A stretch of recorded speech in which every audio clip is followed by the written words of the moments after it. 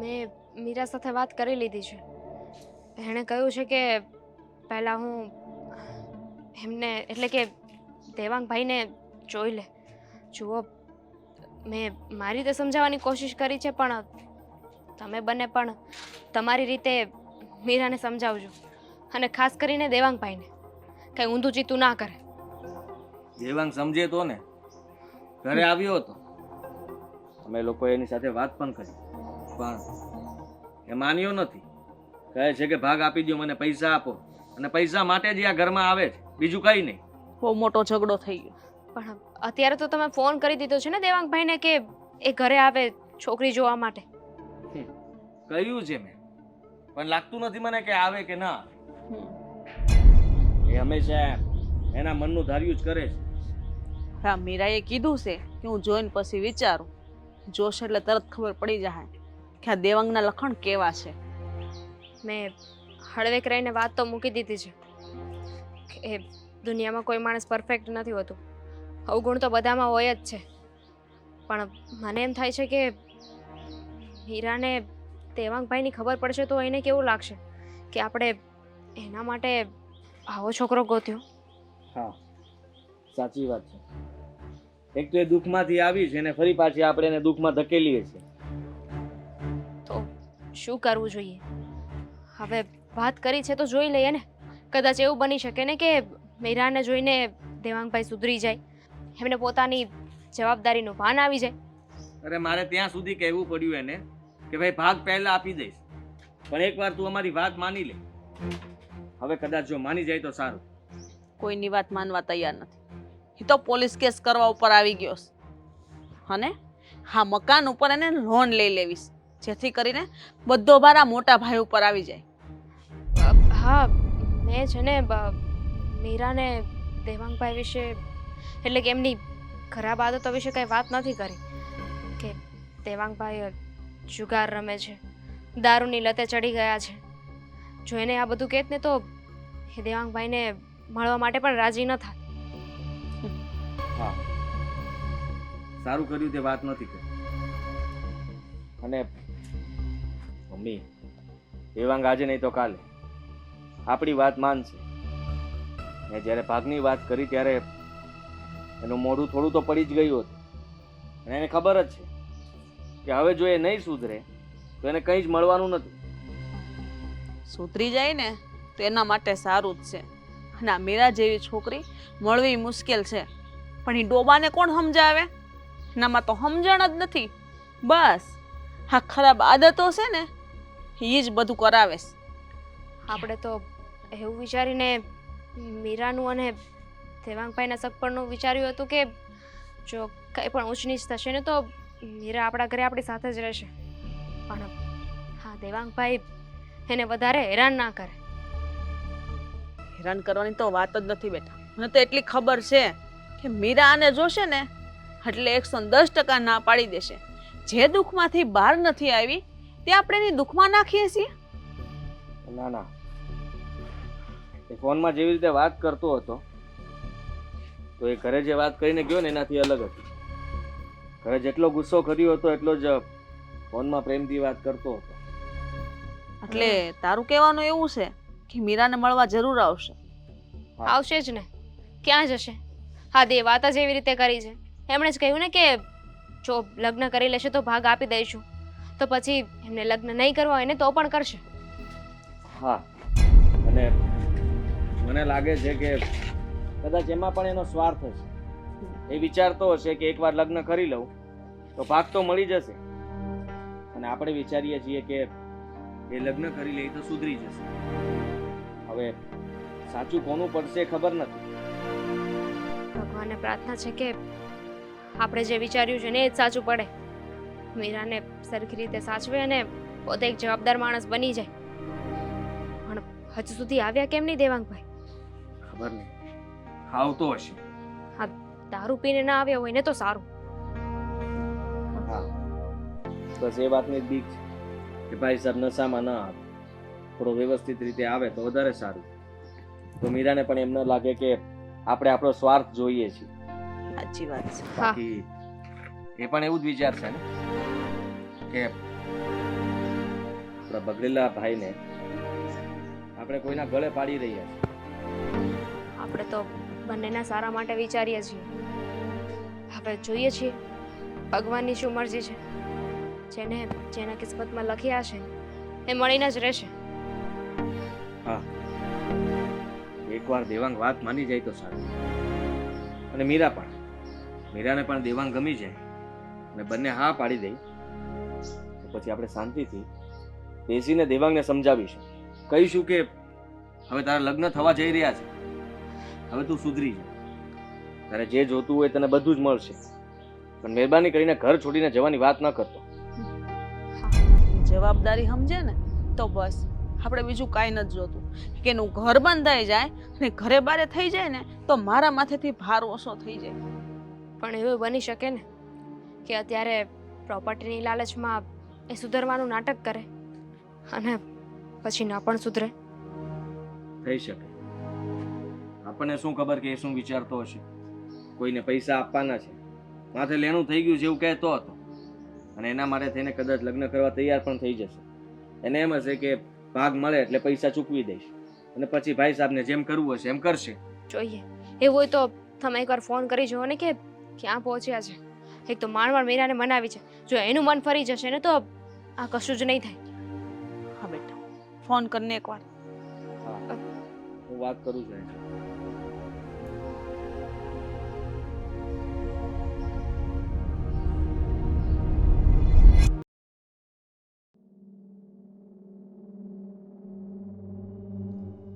એક સવાલ પણ ના પૂછતી. એને કહ્યું છે કે હું આવું છું, હવે હું ફોન નહીં કરું. મીરાને બોલાવી તો એને આવો. જમ્યો તું? હા, જમીને જ આવ્યો.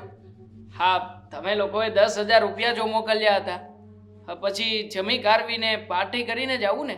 હા, પણ છોકરીની સામે આ બધી વાતો ના કરતા. અમે કહ્યું છે કે છોકરો બહુ સારો છે. હા, હલો, સારો સંસ્કારી. ઓકે, ચાલશે. હું મીરાને બોલાવી લઉં. બોલાવી. મીરા જોતો. હા, મીરા, તું અહીંયા? તું આની સાથે નાલાયક જો ક્યાં તો ત્યાં સુધી મીરા, જો જે થયું ને એમાં મારો કોઈ વાંક નથી. આ બધું મેં તને બચાવવા માટે જ કર્યું હતું. મારા માટે જ મને મૂકી દીધી રસ્તા પર રખડવા, ભીખ માંગવા માટે. શરમ નથી આવતી તને? આંટી કોણ છે? અહીંયા શું કામ બોલાવ્યો છે? મીરા, મેં મારા દેયરની વાત કરી હતી ને, યાદ દેવાંગભાઈ જ છે. મારો નાનો દીકરો? પણ તમારા હસબન્ડે તમને છોડી હતી. હા, હું જ. હા, મારા અને મીરાના લગ્ન થઈ ચૂક્યા છે.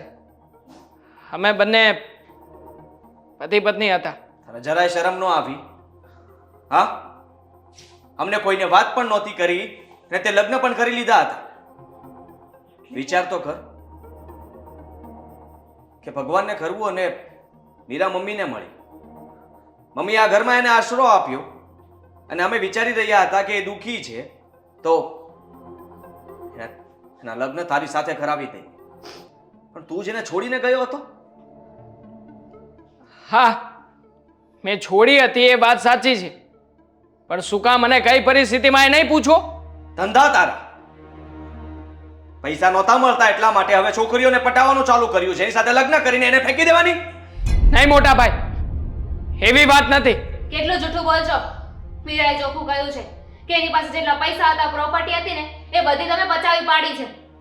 બચાવી નથી પાડી, એ પ્રોપર્ટી વેચી નાખી છે. કારણ કે મારો અને મીરાનો જીવ બચાવવા માટે મેં મીરા સાથે લગ્ન કર્યા ને એના પહેલા હું મોટો જુગાર રમ્યો હતો, સટ્ટો રખાવ્યો હતો, અને એ સટ્ટામાં મેં મીરાને દાવ ઉપર રાખી હતી. મારી પાસે તો રૂપિયા નામની વસ્તુ હતી નહીં, અને હું સટ્ટો હારી ગયો.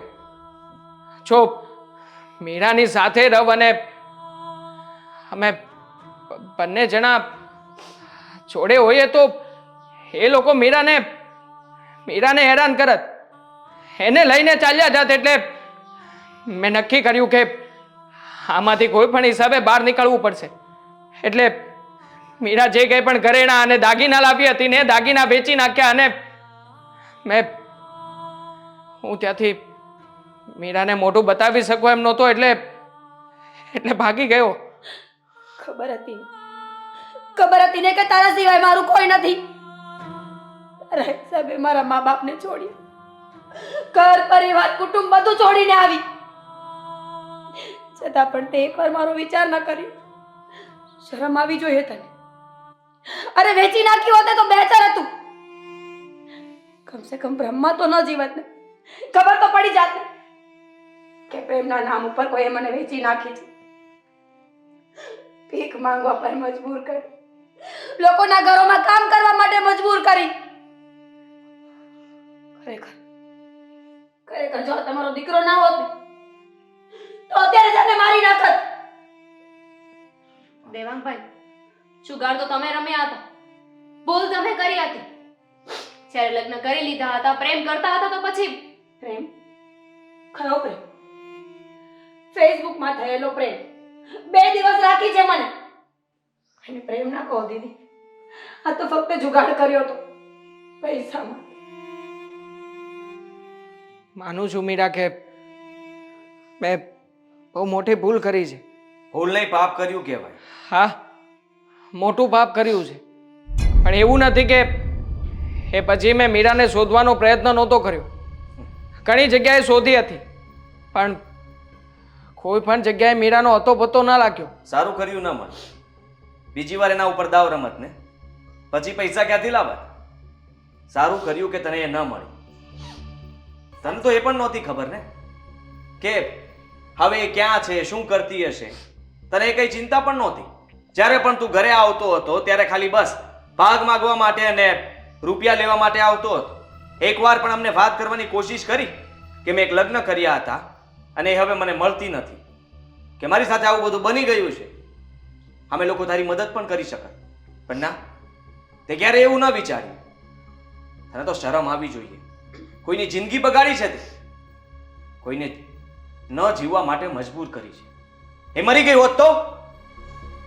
અરે વાત તો મને તો એ વાતનો અફસોસ થાય છે કે મારું લોહી હોવા છતાંય મારો ન થઈ શક્યો. અને આ એક પારકી થઈને આપણી થઈ ગઈ. પણ બેટા, અને તો મારો દીકરો કહેતાય મને શરમ આવે. મને આજ સુધી એમ હતું કે આજે નહીં તો કાલે મારો દીકરો સુધરી જશે. દેવા એના મોટા ભાઈ હારે ધંધામાં લાગી જશે. એક દિવસ આપણી વાત માની લેશે, આપણે હારે રહેવા આવશે અને એક સારી છોકરી ગોતીને એના લગ્ન કરાવશે અને એની જવાબદારીઓ સંભાળી લેશે. પણ બેટા, તે તો અમારાથી આટલી મોટી વાત છુપાવી, અમને અંધારામાં રાખ્યા. તને એ યોગ્ય ન લાગ્યું કે આ વાત તારી માને જણાવવી જોઈએ? આંટી, માફ કરજો મને, પણ હવે હું ઘરમાં નહીં રહી શકું. મીરા, જો પ્લીઝ દીદી. નહીં મીરા, હવે આ ઘર જ તારું ઘર છે. અને તું હા. પતિ?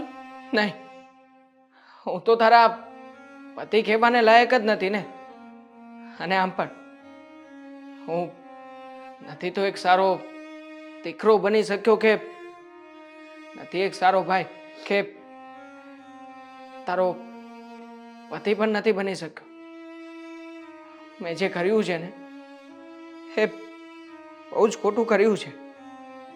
અને આ વાતની સજા મને મળવી જ જોઈએ. અને હું આ સજા ભોગવવા માટે તૈયાર છું. જુઓ, તમને લોકોને હાથ જોડીને વિનંતી કરી રહ્યો છું, મારી ભૂલની સજા તમે મીરાને નહીં આપતા. એને આ ઘરમાં આશરો આપો, આ ઘરમાં રાખો.